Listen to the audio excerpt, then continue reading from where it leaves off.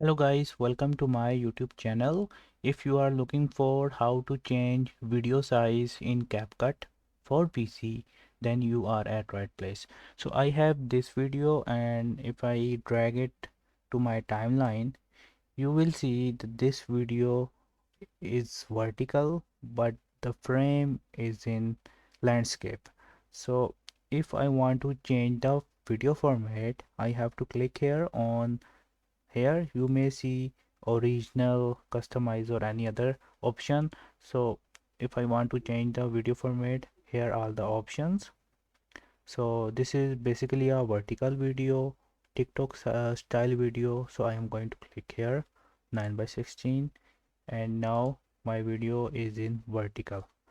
You can also customize your video by clicking here, and you can give custom height and width. So in this way you can change video format in CapCut PC. Hope you like this little tutorial. Feel free to subscribe to my channel, and if you have any question, do let me know in the comment section.